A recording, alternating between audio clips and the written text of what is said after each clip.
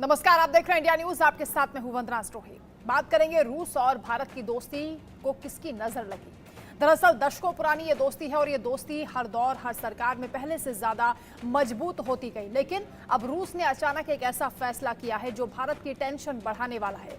रूस और भारत के बीच बने आर्थिक गलियारे के लिए रूस ने पाकिस्तान से भी हाथ मिला लिया है। इस परियोजना में अब तक भारत और रूस के अलावा ईरान ही सीधे तौर पर भागीदार था, लेकिन इस परियोजना में पाकिस्तान की एंट्री क्यों हुई है, ये अपने आप में सवाल है। आखिर रूस और पाकिस्तान के बीच क्यों डील हुई, इस डील से भारत पर क्या असर होगा, रिपोर्ट के जरिए आप देखिए, उसके बाद करेंगे चर्चा की शुरुआत।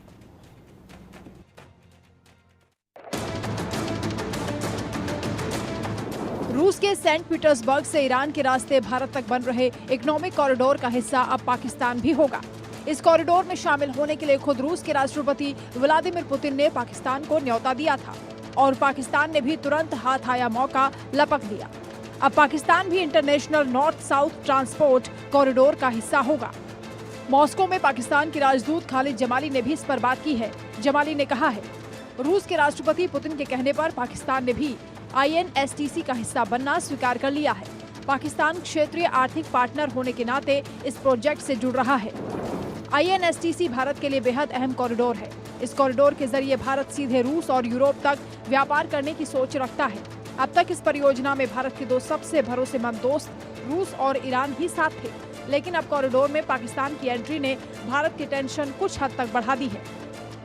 INSTC मुंबई से शुरू होकर ईरान के चाबहार तक समुद्री मार्ग है, फिर चाबहार से सड़क और रेल मार्ग के जरिए तेहरान से बाकू होते हुए मॉस्को और सेंट पीटर्सबर्ग तक पहुंचता है, जबकि तेहरान से ही ये कॉरिडोर इस्तांबुल होते हुए बुल्गारिया से यूरोप के रास्ते भारत के लिए खोल देता है। भारत के लिए चाबहार और ये कॉरिडोर कितना अहम है, ये इस बात से समझा जा सकता है कि भारत जब चुनावों के बीच था, तब भी भारत सरकार ने अपने मंत्री सर्बानंद सोनोवाल को भेजकर चाबहार पोर्ट के नियंत्रण की डील साइन की थी।